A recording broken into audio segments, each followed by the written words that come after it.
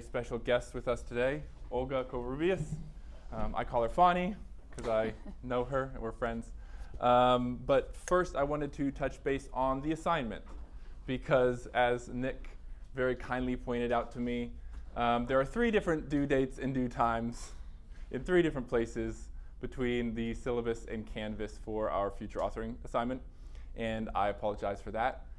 That's the kind of thing that as soon as you guys see it, you can just feel free to shoot me an email because I would love to clarify those things sooner rather than later. It is due tomorrow at 9 a.m.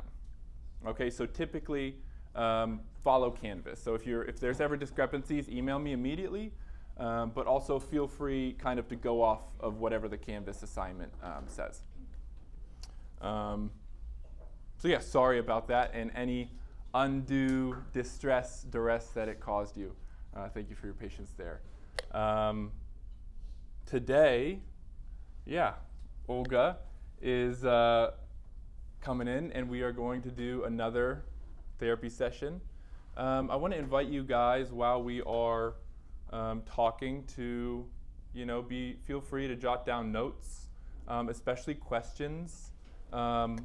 Olga is a really respected colleague of mine, and she's a really excellent therapist.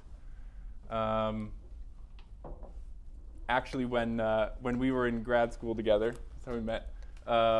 In our introduction or in our counseling techniques class, I was Olga's participant for a real therapy session in the class in front of everybody. So the roles are reversed here, and I feel bad because in that session, I was trying so hard to be a good client that I was just wrapping myself in knots, trying to do a good job, and Olga did a pretty good job in response.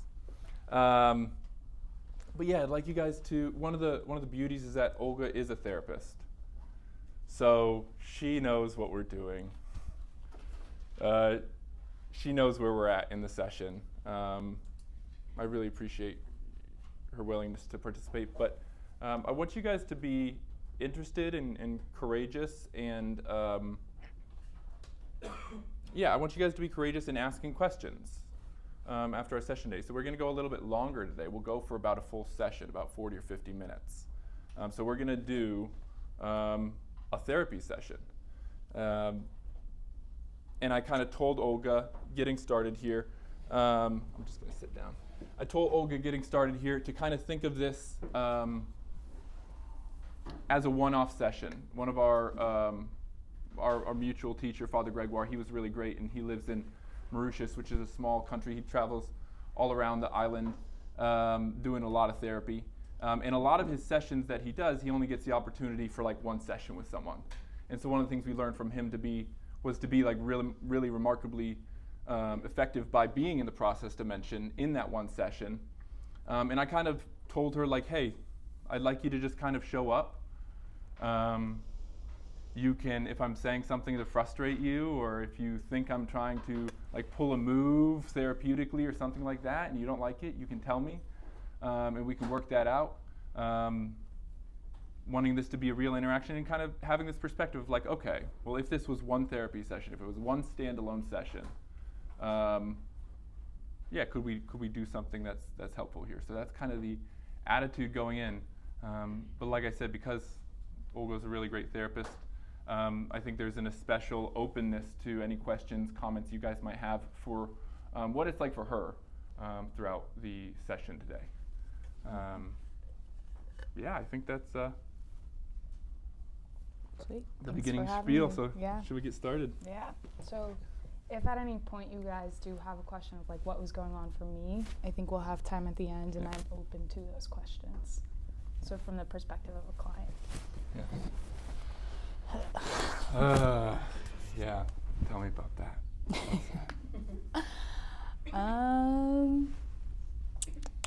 I don't know. I guess I'm just feeling nervous and anxious, and trying to be open to being open, but can't ignore the fact that there's 30 people staring at me. Actually, 38. Great. Yeah, we don't have to ignore that fact. We don't. It's it's not my intention at all to pretend like we're not sitting in the front of a classroom talking about important things, and that feels scary. Like this is a real threat. What is the nervousness saying as you're here at the front of the classroom? I think it's probably like a struggle between being real and then presenting. Bring me on that. Tell me the two sides of that. Just kind of, I guess for me, exploring how much am I willing to share, but also like wanting to present because of the reality of being observed. Yeah. Tell me about wanting to present. What that's feeling like for you here. I think there's a pressure to think about what others want to see. Yeah. And then shaping my behavior based on what I think other people want to see. Yeah, that makes sense to me. I feel that too. Yeah. I totally feel that there's a part of me that wants to show up here and do like a really good job. But I also think that if I think I know for myself that if I let that part of me that show up that wants to do a really good job, it will probably take us in a direction that isn't helpful, and that doesn't really respect you and your boundaries. And I'm so grateful that you're here. I respect you so much as a colleague, and I wouldn't want to push you anywhere that you wouldn't want to go, and I really mean that. There's a part of me that might want to put on a show, but that part, I can hold that part. That part doesn't have to lead the show here. So if there's things that you don't want to talk about or things that come up that feel like too much, you can just tell me that, and we can explore that there. I hear you. But that part, that I think that comes from like a fear, and it like keeps me safe, and so to not listen to it or like would I guess it's hard to reconcile trusting myself and then not just like listening to the fear. Yeah, well, that sounds like a pretty good place for us to start. Because I don't want you to push that fear away or to stifle it or to feel like you can't listen to it. But I also don't want that fear to run this whole experience for you, because I don't think it would feel very comfortable for you. What's that fear saying? Like, well, instead of kind of feeling like you either have to hold that fear at arm's reach or push that fear away, like, can we just let that fear like really show up with all it has to hold and listen to what it has to say and what feels threatening for it? So where do you feel it? I know you said like you feel the nervousness. Where does that anxiety show up in your body? There's like a tightness in my chest. And then like a nervousness in my stomach. And the nervousness in your stomach, can you describe that a little bit for me? Like, what's that like? What's nervousness in your stomach feel like or look like?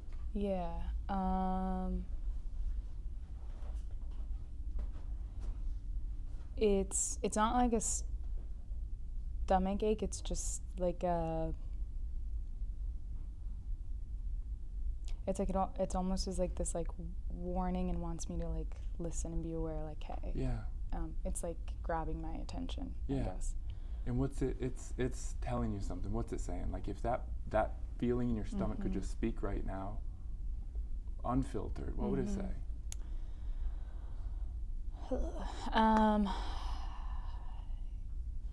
Is it scary to even say that? It's scary to even let the fear talk here. A little bit. It's a little bit scary. What are you afraid might happen if you connect with that fear here and you let that fear say whatever it has to say?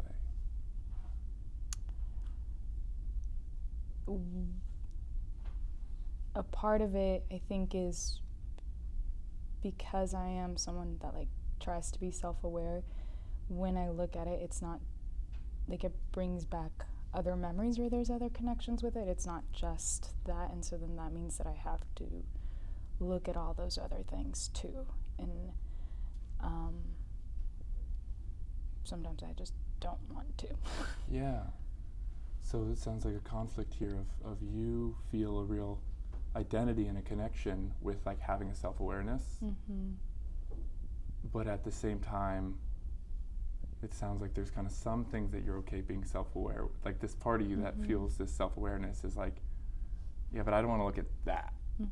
Like I'm self-aware over here, but I hear you kind of saying like, John Paul, if I like pull that up right now, like I'm pulling on a string and this like whole tapestry might fall apart. Like I'm thinking of like in the movies when like somebody's like in a closet or a garage or something and they like pull one thing and this just like mess just like comes onto the floor, and then it's like, now we got to clean it up. And I can see why that would be really scary here, to pull on that thread and to have everything kind of emerge all at once, and then you're stuck on the one hand feeling like, well, I'm supposed to be self-aware, and on the other hand, and like I'm kind of like bleeding out here, like in the front of the class. Yeah. What happens as we just name that?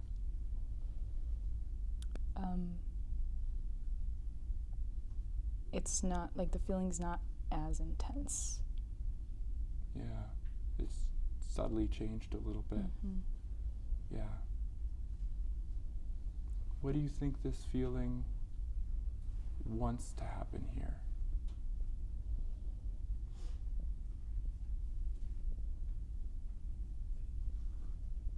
Like the fear? Yeah. As this, like, I get the sense that this feeling's kind of relaxed a little bit as we're bringing it to light, as we're just naming it. And at first I could hear that part that's just saying like no, but I'm wondering if as that part's kind of relaxing a little bit, if anything else is emerging here. Yeah, just kind of like an openness or a willingness, I guess. Yeah. Well, funny, you lead. Okay, we don't have to go anywhere that you don't want to go. We don't have to talk about anything that you don't want to talk about. You know, if there was a part of self-awareness that you'd like to explore further, that would feel safe, we could do that. But if there's something else on your mind, or something else about the here and now that feels threatening, I know earlier you said that feeling in your chest, we could explore that too. So what's feeling important for you here and now?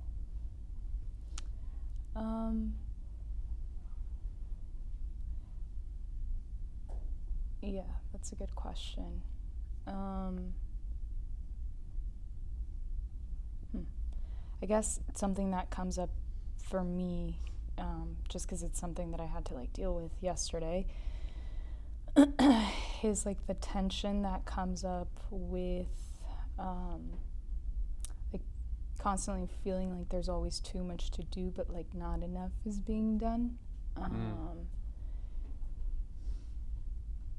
And so it's an interesting feeling with being in a career where you're always doing something for someone, or you're like always helping. But yeah, I mean, we can explore that a little bit because I feel like that's a theme. Or like a theme of tension that comes up in my life often. Yeah, too much to do, not enough time to do it. Like this perpetual sense of feeling behind. Yeah.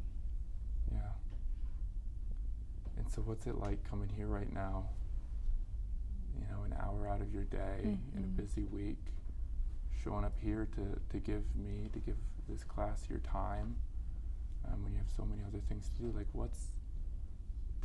bring me a little bit in on the tension of what the decision of being here and showing up here has been like for you. Yeah.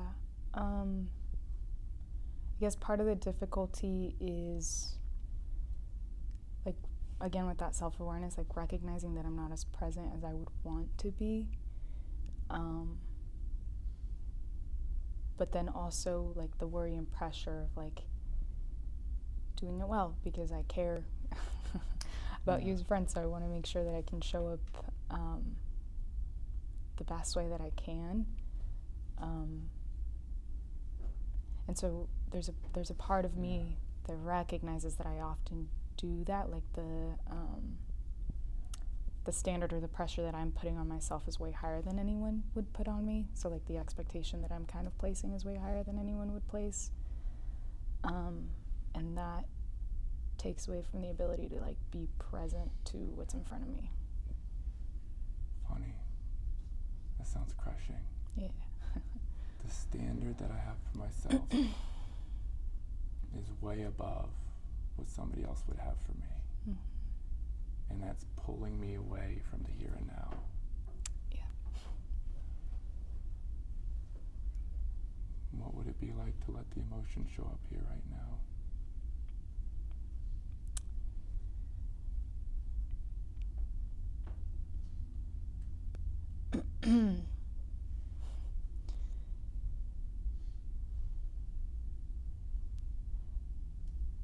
I think it would be okay.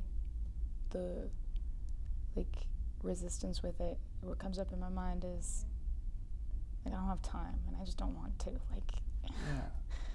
So how does that fit here? Tell me that resistance, right? Right now I can see it like welling up. Mm-hmm. I can see the emotion, I can feel the crushingness of it. Mm-hmm. And this part of you shows up that says like, you don't have time. Mm-hmm. Help me understand what that part's saying here. You don't have time for the emotion. What would?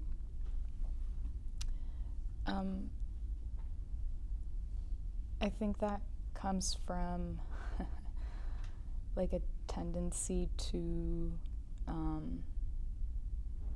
prioritize other people. So it's like, yeah, that might be there, but that doesn't matter as much. Like what someone else needs matters a little bit more. Yeah. Woof. Yeah. So you're here because you want to show up for me. Mm-hmm.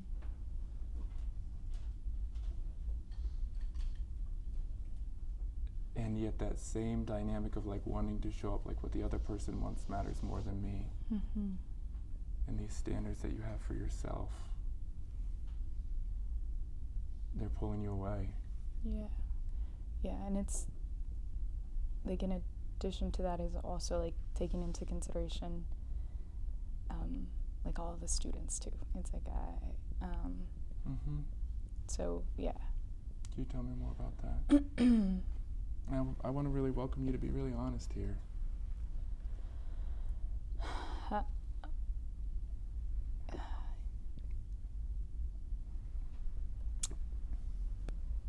Like, what do you want to know a little bit more about?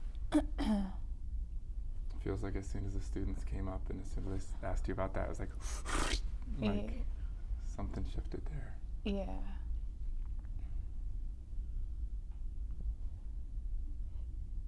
Yes, because it's easier, I guess it's, in a sense, it's like easier to be vulnerable and just be honest with you, but then thinking about being vulnerable and honest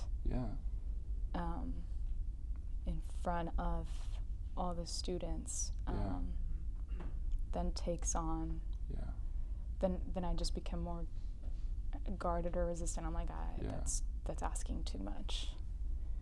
Like I'm asking too much. I'm asking more from you than you feel like is reasonable, or than this part feels reasonable. I guess. Yeah. Not quite. Yeah. Are you sure? Doesn't seem like that really fits for you. Tell me how you would see it.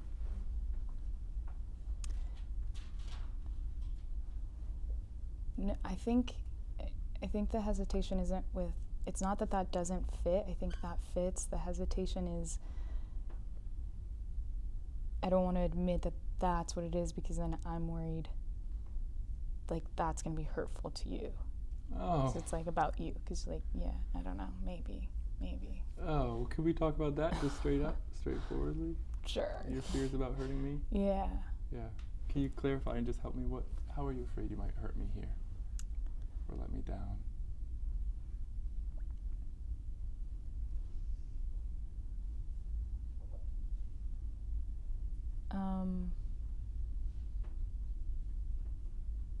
Yeah, I don't know.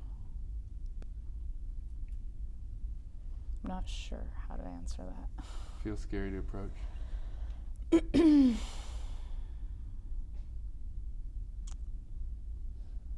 Yeah. Feels like we've been thinking pretty hard here. Yeah. Yeah. Yeah. There's a lot of feelings here too. Mm-hmm. But as soon as these feelings come up and as soon as we bring attention to them, like a threat reemerges. Mm.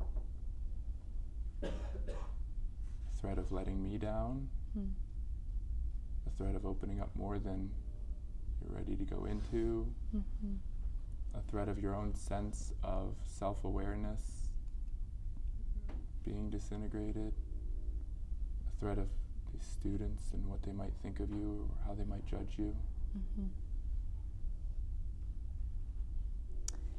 Funny, that's a lot. Yeah. It's a lot to be coming up right now.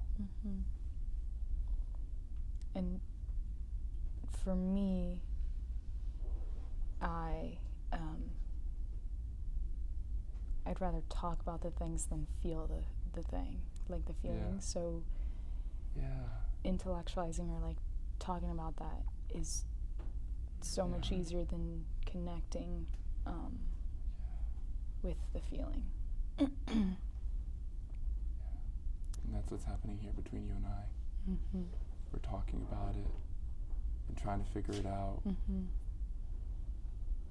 Because it's easier than if we were to be here and just feel the feelings. It would be a real big risk to feel the feelings.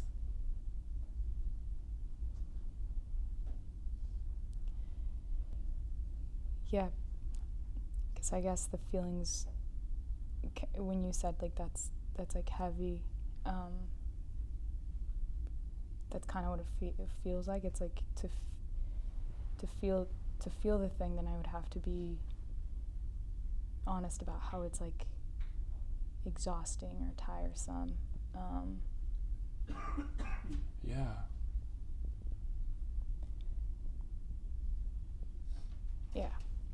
Yeah, let's go further there to feel the thing. Because I'm thinking about what you shared earlier, which sounds like something that is really important to you, which is understanding or processing this dynamic. If I feel like there's not enough time, I feel like I'm always like behind, or there's so much to do and so little time to do it in.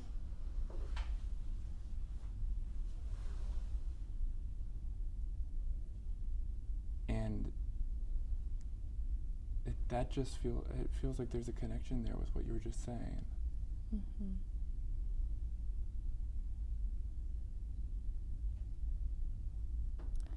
Yeah. Because the fear is that if I were to just be honest with, like, I'm kind of tired. Yeah. Then, Here it is. yeah.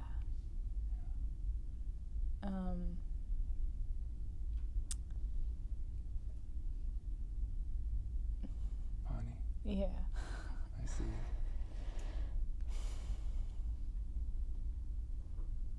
I see you.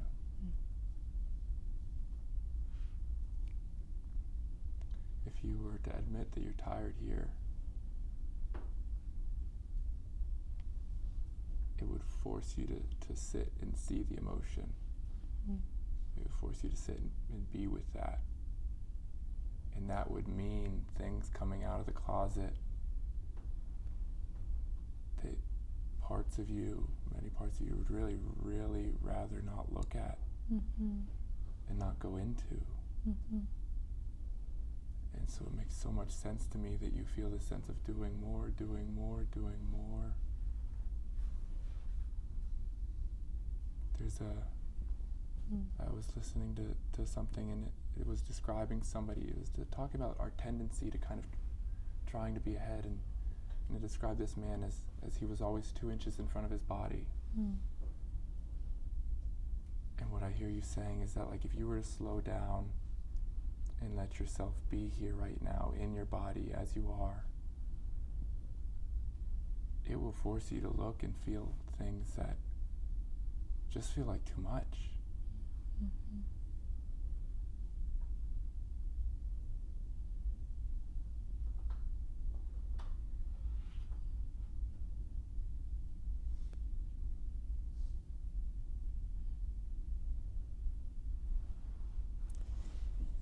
Yeah. What's happening here for you right now? It's I'm going back to intellectualizing, but sometimes that's really helpful for me, because an insight that I'm making that I hadn't made before is, I guess I hadn't recognized that, like, my doing was, like, in part an effort to avoid sitting with different things. I always thought that was, like, this pressure to, like, perform and take care of other people, but I didn't realize, like, I'm doing it so hard too, because it's like the way I'm taking care of myself so that I don't have to look at these things. Yeah. It's really interesting. Porque no los dos. Right. Yeah, and it's like my, I don't know, I guess what I'm seeing is it's like a kid me working really hard, because it thinks that we can't look at that, which is, yeah. Kid, you working really hard. Yeah, but it, like... She's here right now, huh? Yeah.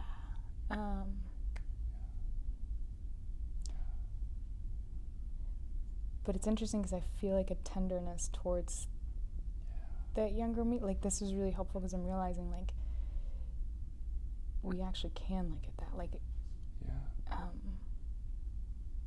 and so she actually doesn't have to be working that hard. I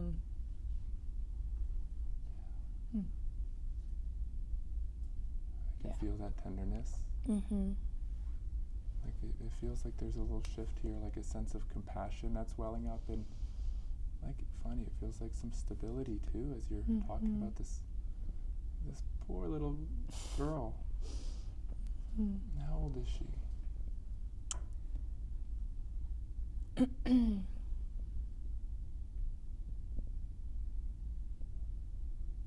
You don't have to think here. Yeah. But what does it feel like? How old does she feel?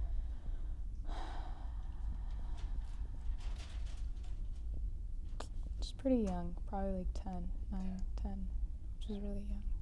Yeah. Actually, like 8, 9. 8, 9. Yeah.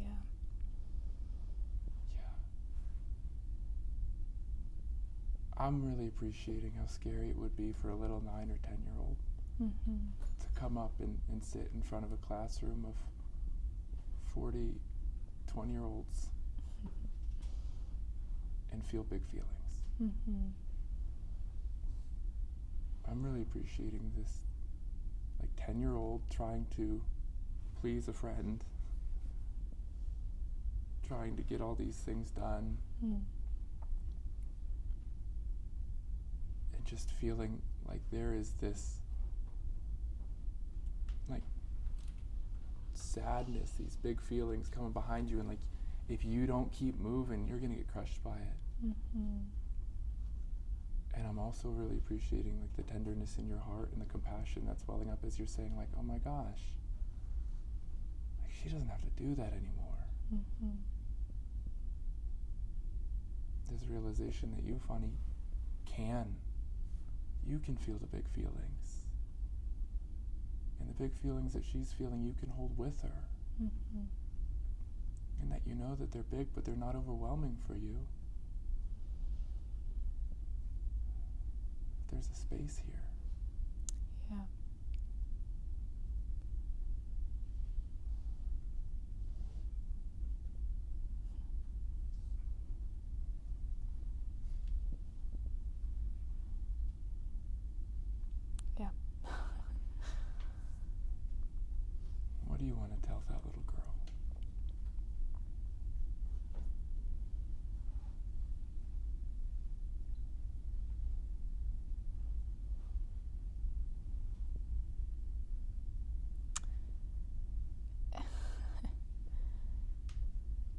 it's interesting. I think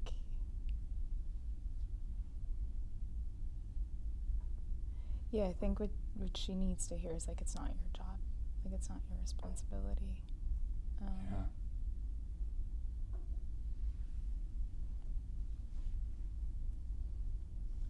Yeah.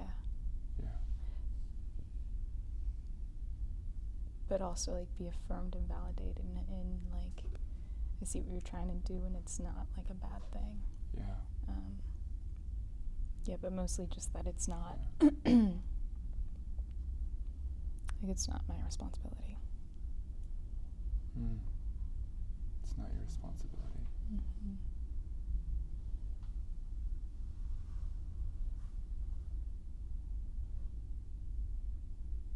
She feels a lot of responsibility. Yeah, because it's, even as like I say that, and then I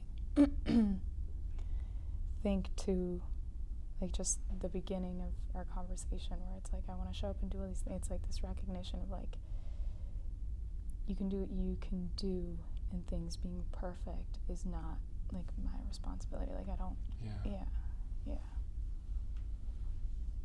Yeah, and let's listen to her right now. Like when she was showing up here, like what was she saying? What was she feeling?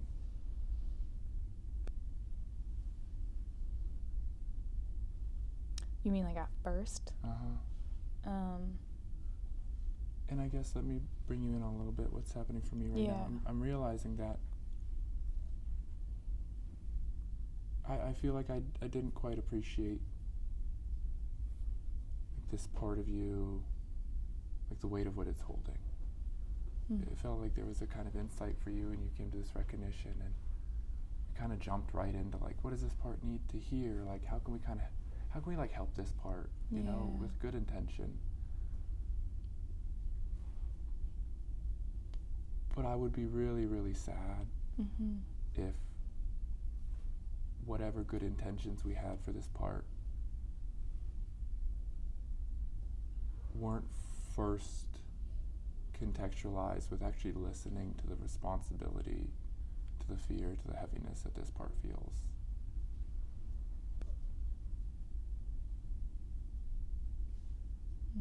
Yeah, because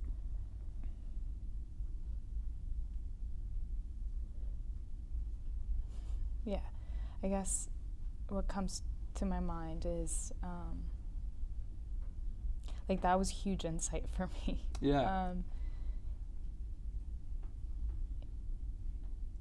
And that itself with time.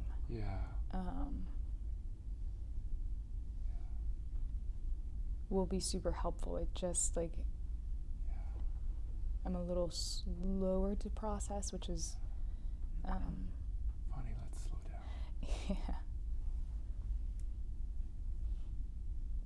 That is a big insight for you.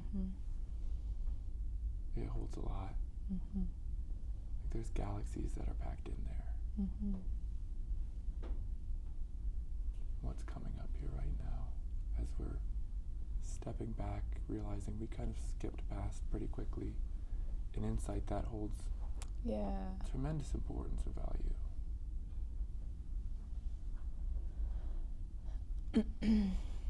I don't know why the feeling that comes up is like sadness, I guess, is the emotion that I like currently feel.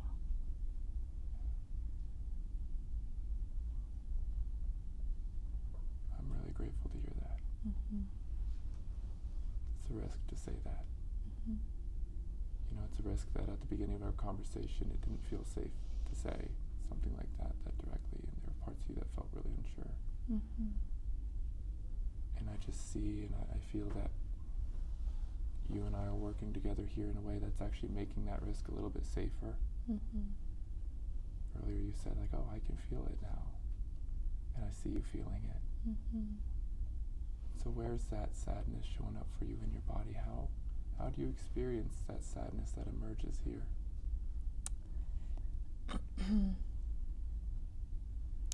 Mostly like in my chest and in my throat. Like definitely like behind like my eyes and like I could definitely cry.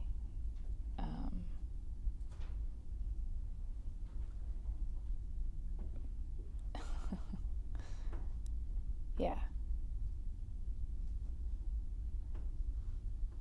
There's also like a gratitude.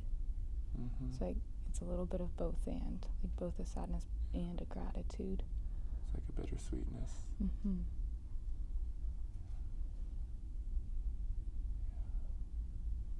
Tell me about both. Let's let both that gratitude and the sadness that's emerging here show up, and listen to what they have to say. Listen to what they're pulling you in on.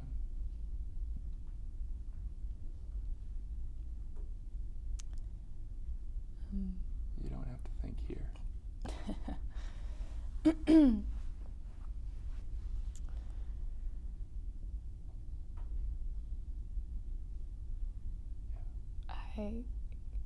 It's weird because I don't know, the feeling's kind of gone. I lost it.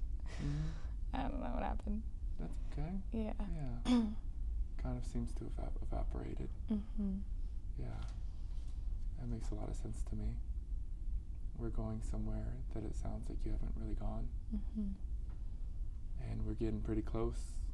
And there's senses of openness, and it sounds like maybe there's a okay, it's gone now. I don't really know what happened. That can happen. It's so normal. So understandable. It's so okay. What I hope is different for you here now is that at least there's a sense that doesn't mean you're underperforming. And funny, I don't feel let down by you. And I don't have an expectation on you to perform here. I'm grateful for you being here and sharing, being willing to open up to me here, and also to open up to the class, to open up to yourself. These parts of you that are young, 10, 8, it is scary to be an 8-year-old in a grown-up world. It's really scary. And I'm just really appreciating you in a loving way, in a gentle way, kind of putting that part in its place, not in a forceful manner, but just kind of saying like, hey, this is above your pay grade. And I got it from here. It's the relationship that you're building with yourself. It's a beautiful thing.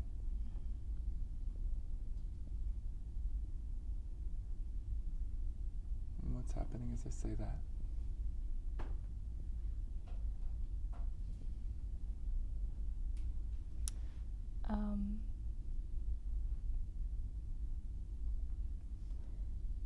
A few things. One is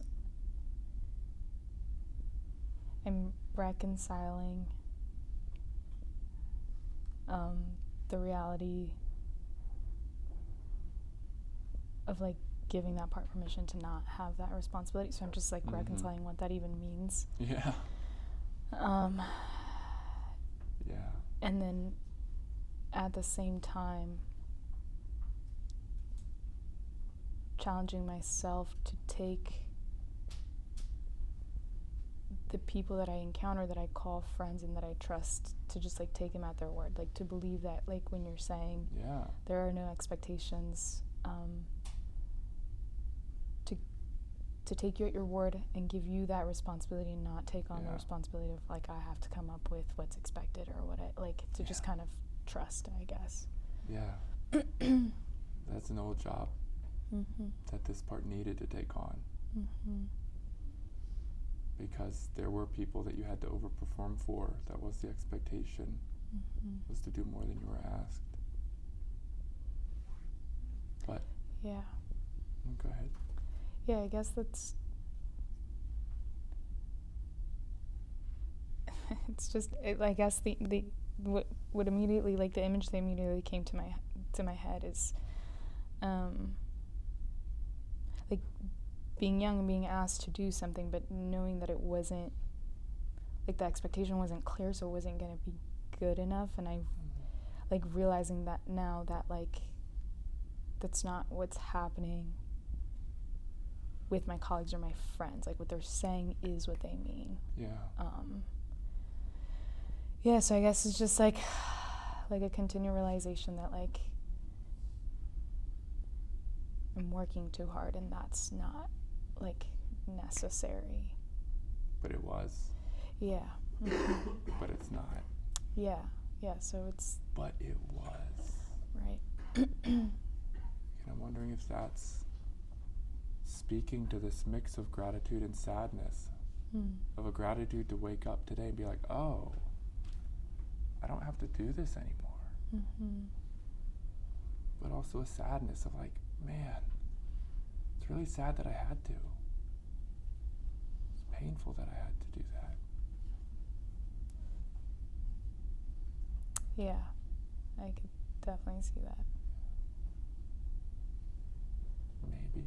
No, Maybe yeah. not. Yeah. What words would you describe it in? Those are my words for what I kind of was feeling. But what would your words be here, Fanny? Well, no, that makes what you said makes sense, and I would say that is where like that sadness and gratitude were coming from. The reason for my hesitation is just like me making a note of later continuing to process. Yeah. Like that's something that sounds like what you're saying is cognitively, it's like, yep, like that fits the model. But emotionally, I'm hearing you kind of say, I'm not there yet, John Paul, with really understanding what that gratitude and that sadness is. And so what you're saying makes sense to me. And I'm putting a bookmark so I can return to explore it deeper so that I can reconcile the kind of advanced thought knowledge that I have and the feelings that I have.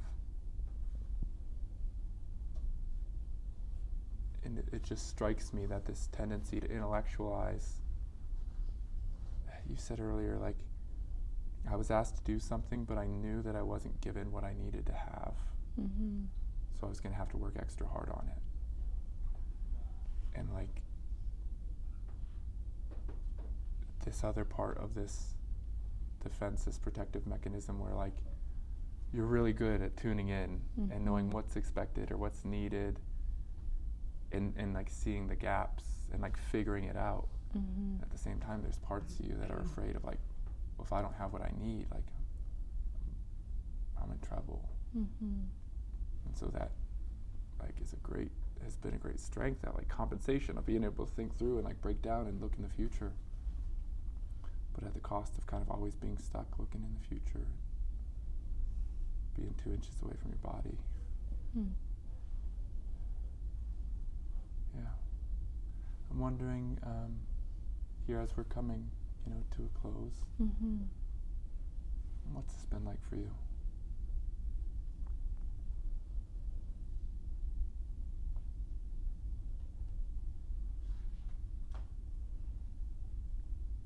Not as bad as I thought it was going to be.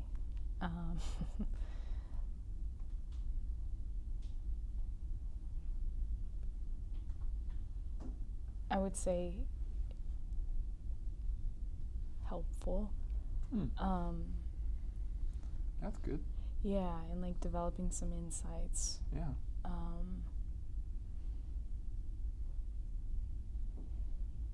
Yeah, I mean, difficult at some points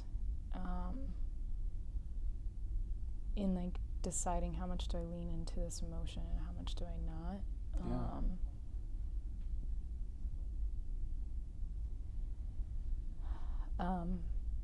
But it like overall not difficult, I guess. Yeah. Good? Yeah. That's really good. Yeah. It's funny because what you're saying is that like I just had a pivotal shift in my understanding of both why I feel like there's so much to do and not enough time to do it, Mm-hmm. and the tendency to be afraid of stepping into those negative emotions and it wasn't that bad. That's awesome. Yeah. That's awesome, and I think one of the things that you and I were able to get right here today, and I really am glad and grateful that we were, is, like you said, taking at face value what each of us is saying to each other. You taking me at my word, which is saying like, hey, there's no pressure and I'm not expecting you to do anything. And me taking you at your word, which is saying like, hey, there's some things that I'm not quite comfortable opening up, or some places emotionally that I don't think I really want to go. And I think that we were able to work as a team. Yeah. I'm very, very grateful for you being here. Thanks. I'm very grateful for this experience. And before we kind of finally wrap up, you've so generously shared of like your interior life and stepping into that, and I'm just wondering, is there anything that these parts of you need to hear before wrapping up? Is there anything that these parts of you either maybe want you to know or are wanting to hear from you, to honor what they've shared and to provide some closure to this experience? Yeah.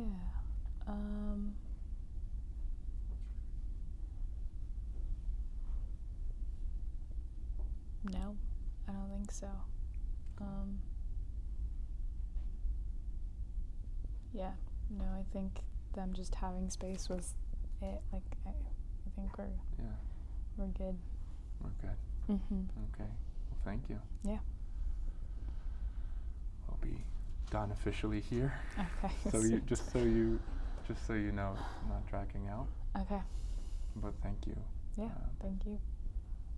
I really appreciate you welcoming me into this space and allowing me to be here with you. And I feel a very great reverence for your humility, for your courage, for your willingness to listen to your own story, a humility and a generosity in being amenable or open to letting me be here in a real way. Most of all, I just appreciate you stepping in honestly as you are. So thank you. Yeah, Thank you. Very, very grateful. Take a big deep breath into your nose. All right. All right. Yeah, you're good. So, questions, comments, thoughts, reflections. Or first of all, Fanny, is there anything that you'd like to say before kind of opening up?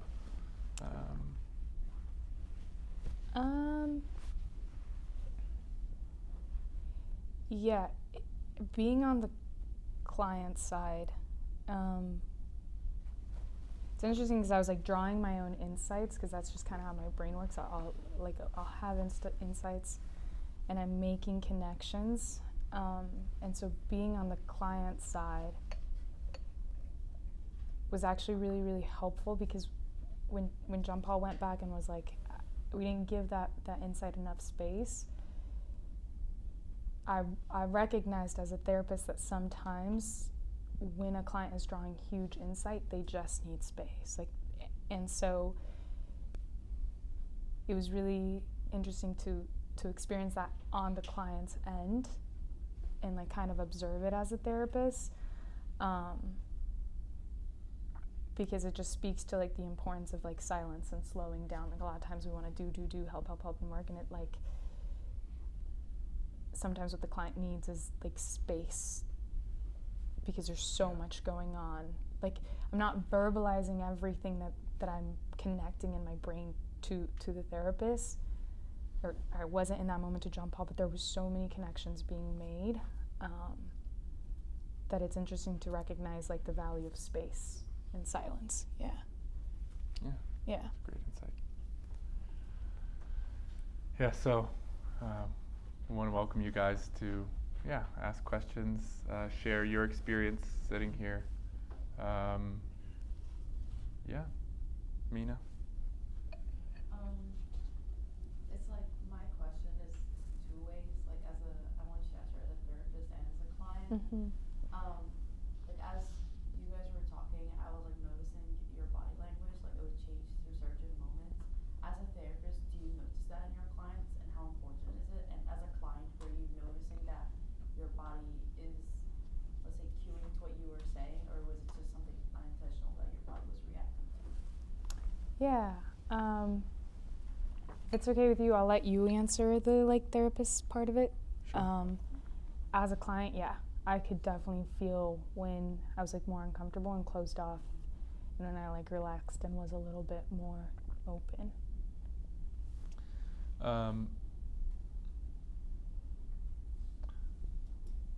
The way I like interpret posture and bodily things, I think it's shifted a lot as my practice. I think there's what's called Gestalt therapy, and Gestalt therapy is very here and now, and it's about really kind of pointing to emotions and feelings, and I think there's been times as a therapist where I've done that in a way that's kind of aggressive, which Gestalt can kind of be, of like, oh, like, Bonnie, I see you're moving your hand, like what's going on there? And I think what that does do is brings the client to an awareness of anxiety, but I think in part it's because we're causing anxiety by saying something that's pretty abrasive. And so I've began to be less like pronounced in stating what I'm observing in someone's body, and I've tried to shift a little bit more into inviting the client to share with me what's happening in their body. So rather than saying like, I can tell that you're tight. Now sometimes I do say that, but much more often now, I'll try to do it in an inviting way of like, hey, seems like there's some tension here. Could you like let me in on what's happening interiorly for you as you're talking to me? Or maybe it's like, rather than saying like, oh yeah, I can see your fist is clenched, to say like, I can feel such tension, and even now as I'm saying that, I see this like clutched fist in your hand, and like, can you bring me in on what's happening? So I think the body is a really, really, really valuable connection point that especially in the states in our culture we've really disconnected from. I think it's incredibly powerful to help clients be more connected to their bodies and integrate that in therapy. Because it's one of the surest ways to get us out of cognition too. To get us out of this kind of thinking, problem-solving mode, this fixing. It's like, there's a great saying, you can't think yourself out of a feeling problem. And you can't lead the mind with the mind, you have to lead the mind with the body. Two sayings that I really like there, and I think they're really relevant. I don't know if you would add. Yeah, just to kind of affirm what he's saying, you'll start getting the feel for it too. It's like based on your rapport with the client as well. So John Paul and I have good rapport. We've been colleagues for a while, so I trust him. And so when there is like that pointing out, that I'm open to that. So you just kind of, it also depends on like your style as well, but it kind of is case by case. But as John Paul was saying, you definitely want to be taking mental notes yourself as to what that body language is telling you. Yeah. I asked this question last time, the last session, and I think one point that's really important to bring up is how JP just acts during the whole therapy session. He's just very warm, very compassionate, and he repeats back. And obviously that's one thing that's super important in a therapy session, is repeating back the words. JP's warm. How did that make you feel as a client? Was it able to help you relax? Was it able to help you just be there in the moment? Yeah, it's a great question. So something that you guys couldn't see, there was at times like emotion in John Paul's face as well. And for me, one of the difficulties is connecting with my emotions. So when I saw that response, it was like a validation of like, oh, like, yeah, like I feel that, and it's like someone else is also feeling a similar emotion in response to what I just shared, like that idea of like being expected to perform, but then like, so for someone that struggles with connecting with emotion, it's really, really helpful because it's validating of like, oh, you're like you're not making it up, like your experience is real, I guess. Yeah. And I think to build on that, I really want to invite you guys to start trusting your instincts, and start allowing yourself to be with emotions that kind of pop up out of nowhere like ghosts. I remember a few years ago, I was driving and I would just kind of feel myself as I was driving for whatever reason, like I would kind of feel my eyes like start welling up. Now I wasn't like breaking into tears, I wasn't like overcome with sadness, but I kind of just realized that like, oh, sometimes, and maybe it was the music or maybe it was something else, like I would just kind of start welling up, and I noticed that my automatic reaction is like, no. I didn't even know what it was. I was just like, no, like don't feel that. And I started letting that happen, and so like tears would emerge, and it's happening right now. There is really, and I think it just gets beat out of us socially in childhood. I really think this is a terribly sad thing, but we can really be connected to other people without hearing what they're saying. There are emotions that will float from person to person, and you don't know where they're coming from, and you don't know what's happening. But if you allow yourselves to open to that, what you'll allow yourself to connect with is a reality that I don't know how I know it. I have no clue at all. It's not mine. But that when like sadness shows up, I start feeling it. I start feeling it so many times in our life, in our culture. That sadness is just automatically crushed and pushed away. It's such a habit to just push it away, push it away. And it is a powerful thing to simply say that it's there. To simply say, there's so much emotion here right now. There's so much sadness in the room. I just feel my eyes welling up with tears because I can just feel that like something's happening here. And then to just ask, do you feel any of that? And sometimes people will say no. And that's okay. You say, oh, okay. Yeah, what's happening for you? Bring me in on that, right? But there can be we have a sixth sense. We've just been systematically taught to ignore it. Yeah. It's interesting because we just went over Jung in our personality class, and that kind of speaks to like the collective unconscious, like that synchronicity. Interesting. Yeah. And intuition, right? There's two different main ways of knowing something. Rationality and logic, right, which applies by rigid rules and works really well for material things. And intuition. And intuition is our ability to know things even though we don't know how we know them. Intuition is our ability to know immaterial things, spiritual things. Intuition is the way that Fanny could say, oh, I'm feeling a little bit anxious. Oh, we say, oh, where is it? Oh, it's in my stomach. It's like, oh, what's that anxiety saying? It's trying to jump up and say, like, don't go there. I mean, really, it's a beautiful thing, but where the hell did that come from? It's not logic. It's not rationality. It's not thought. It's a way of knowing which we can't explain, but it is the truest thing that could be known in that moment. And the more we can connect with that as clinicians, the more we can help our clients to do that. Intuition is not irrational, it's trans-rational, right? There's rationality and intuition. They're two parts that complement each other, and we need both. Yeah. Abe, you had a question. Yeah, so I was just going back to kind of what Nick touched on as far as your warmth goes. Like, does anyone ever like take that the wrong way? Like someone who's not really like emotional, even though they're going to therapy, and like see you as being like fake or like trying to elicit some emotions out of them that they're not actually feeling? Yes.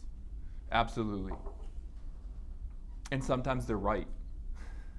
Not that it's fake, but sometimes, right, the natural kind of stance is wanting to welcome and draw out emotions. And some people don't like that.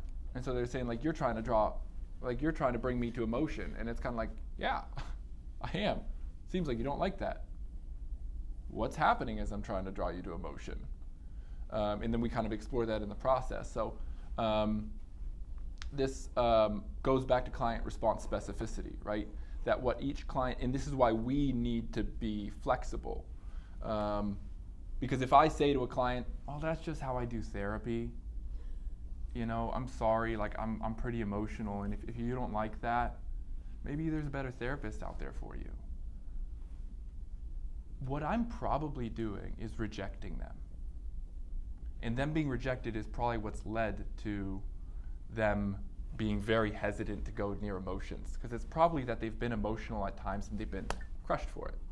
And so I'm actually just recreating the same interpersonal process that's bringing them into therapy in the first place.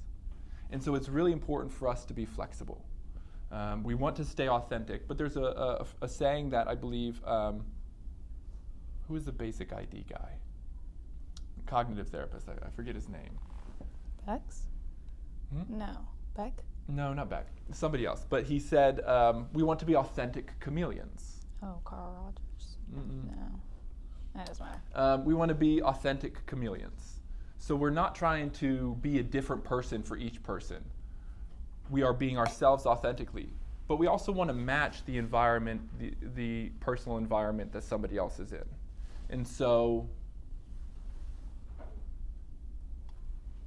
we try to find the balance between authenticity and flexibility, and understand client response specificity is all about what relational experience does this person need to change. That person probably doesn't need a relational experience that essentially says, if you don't conform with my way of doing it, you're out. That's what I would say if I say, well, I'm emotional, and if you don't like it, I might not be the best therapist. That person probably needs a therapist that could say, dude, like, yeah, it's clear that doesn't feel great for you. I'd love to understand a little bit more about why it doesn't feel great. And let's see, how would you like me to talk to you? Yeah. You know, if you don't like the emotionality, I can try to tone it down a little bit. I like that you're being forthright with me. And if you're feeling like I'm being too emotional again, it doesn't feel great for you, just let me know, and I'll try to adjust. To kind of add to that, there is like some discomfort that came up for me with his warmth and emotion, actually, because that's not how I typically tend to respond to myself. So like I'm growing in compassion towards myself, but so part of like your role as a therapist is you're modeling to a client a different way of relating to themselves. And so that, like, kind of going off of like what John Paul is saying, exploring that, like, how come this makes you so uncomfortable, and not in like a threatening or judgmental way, but just rather exploring for that person, like, how come this warmth makes you so uncomfortable, can be like really helpful. It's a great question. Yeah. Okay, I don't really know how to word this correctly, but it's a question for both of you.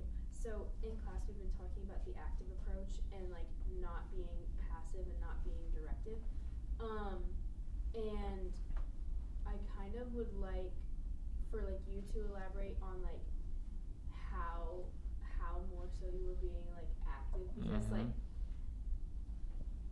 sometimes to me it felt like sometimes you guys were going in circles or something. And like, and sometimes we were. yeah, and like how this session was like encouraging like change and stuff like that, because I think it's just like passed over my head, and I want to understand. Yeah. Well, I want to say first of all that, like, this was not a perfect session, you know, and I'm not a perfect therapist, and there's things that I missed. There was things that I said that I was like, you know, we kind of transitioned in the beginning. We were at a point, and then I said, like, well, what would you want to talk about, right? Well, we were right in the emotion. For some reason, I said, let's go away from the emotion. Let's problem solve. Like, let's find something. You know, we were in a place that was like, oh, this is kind of scary to talk about these things. And I said, let's find something safer, right? So, I mean, first of all, there were some other things in this session, and you, I'm sure, can elaborate on things that you didn't like or the things that were missed. But it wasn't like, I want you guys to know that this is not a perfect therapy session, and rarely are they. But I would say that the active part is collaborative, right? So active, we want to kind of read active and collaborative the same way. So as I was, I think the way I was trying to display this is when Fani was saying like, hey, that's dangerous to go there. Rather than, if I was being directive, I would say, well, we should go there. It's good to experience emotions. Or saying, oh, if it's too scary, let's not go there. Let's stay away. That would be either being a kind of active or like non-directive, you know. But rather I tried to say like, okay, can we explore that together? So I'm taking an active stance that's saying, I'm not afraid to be here with you. I hope we can be here together. But there were times that we were going around in circles a little bit because I'm an intellectualizer. Bunny's an intellectualizer, so it can be easy for us to both get caught up in a place of kind of problem solving and trying to figure out like what needs to happen here, which is the same thing that happened when we did this last time and she was a therapist. Please. There's also a reality of like matching or encountering someone's defense mechanism. So my defense mechanism is intellectualizing, and it's to kind of build trust and go a little bit deeper into being willing to sit with the emotion. You do have to like engage and match that like intellectualizing, because you can't just strip me of my defense mechanism. Like I would freak, like your client would freak out. So like that encounter and like stepping into my defense mechanism, because we did go in circles, but that's like one of my greatest defenses is intellectualizing things. Yeah. So what was happening here when we were going in circles is what happens in Fani's life when she's like, this is a microcosm for life. And so we were going in circles, but that's also because that's what happens. And that's this perpetual sense of, I'm trying to do too much, but there's not enough time, and I feel like I'm not ever getting enough, like this kind of perpetual sense there. Yeah. I guess that sort of leads into my question of, I think something that I would be worried about happening, or just like something that I know will be a challenge to learn how to balance, is like, how do you balance that? Like meeting the client where they're at and recognizing that like, yeah, this is a defense mechanism that you hold very dear to your heart and is really important to you. Yeah. And how do you meet them there, but also call them on and call them out and be like, hey, this actually is not being effective or working right now. Like this is actually like, how do you go about like breaking that fourth wall and being like, that's a defense mechanism, and let's like try to actually express that emotion instead of intellectualizing it. Like, how do you go about that gracefully, and like, does that just take time? Like, what is the key there, you know, or is there a key? So I'll just go off of like what John Paul was sharing a little bit. Like, this is a microcosm, like a relationship is a microcosm of what happens in my life. So as he draws like attention to like, oh, I noticed that we're like going in circles or whatever, like, does that feel exhausting? Like, he drew that connection of like exhaustion and like taking on things, like that's like leading me to the insight myself. Because if he tells me, oh, it looks like you're engaging in defense mechanism, doesn't mean anything. Like, I have to like come to that insight myself. Just something funny I was laughing at is, my wife said something to me the other day, actually a while ago. She said, like, she had been in a therapy session, not with me, with her therapist. And she came out and she was like, I don't know, it was like X, Y, or Z. And I was like, I've been telling you that for 3 years. But it didn't really matter, right? Because I was doing the problematic thing. I was saying like, hey, don't you see this thing? Like, don't you think we should change it? Because that's being ineffective, right? Sitting on my high horse, as I tend to do, unfortunately. but we need to allow people to come to them themselves. I think the key is like, this sounds wacky, but it's what's coming to my mind, is like, fall in love with defenses.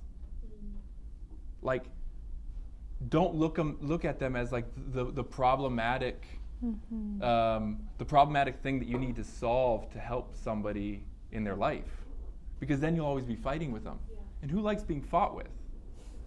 You know? And perhaps at times I do this to a fault, but I honestly, genuinely feel really interested in people's defense mechanisms. I'm like, help me understand, where's that coming from? Yeah. Like, really, like, I want to know that part of you. I want to know that part of you. I don't feel threatened when Fani says, like, I'm not taking you at your word right now. Not in this context, right? Now, if somebody came up to me out of nowhere and was like, you're a liar, I might feel my own defense mechanisms, right? But there's a certain space that we're stepping into here where Fani's, you know, saying like, oh, I actually don't, essentially what this part of her is saying is like, I don't trust you at your word. I don't feel threatened by that here, because I'm open, right? I'm in the frame of mind that I ought to be in. I'm like, tell me about that. Because from where I've been so far, and I think you've been too, this whole session, I think I've been doing a pretty decent job of respecting you. And yet there's this part of you that says, like, you can't trust what he's saying. And so it's like, Fani, like, what's the story of that? Where did that emerge? Where did this stance that others are untrustworthy, even my friends? There's a story there. It's a really valuable story. And you don't need to tell the person to stop doing the thing. You need to help them understand the story. And when they understand the story, they say, I don't need to do this anymore. Exactly what Fani said. John Paul, this isn't about you. This is about me. This is about a time in my life where I had to rise above the expectations. But when she connected with that story and that part of herself, it's like, I actually don't have to do that here. And like, she stepped into the emotion and felt it, and we were here with it together. So it's the same thing with resistance, right? Defenses are resistance. And when you meet resistance with resistance, you get more resistance, double resistance. And so we are learning to kind of just like, whoop, sidestep that defense and be like, oh yeah, why are you pushing so hard there? Tell me about it. Yeah. Now there are times when it's important to say, like, after that's happened, you can be a little bit quicker with it and just be like, I feel like that same defensive part of you is coming up here after you've gone to the story. But before then, if you just try to say, like, the ineffective thing to say, which is actually a defense on the therapist's part, is to say, hey, you're acting defensively and not letting me get to the emotion. That's just a defense on our part. So, yeah. Thank you all for being here. Thank you, Fani, for being here.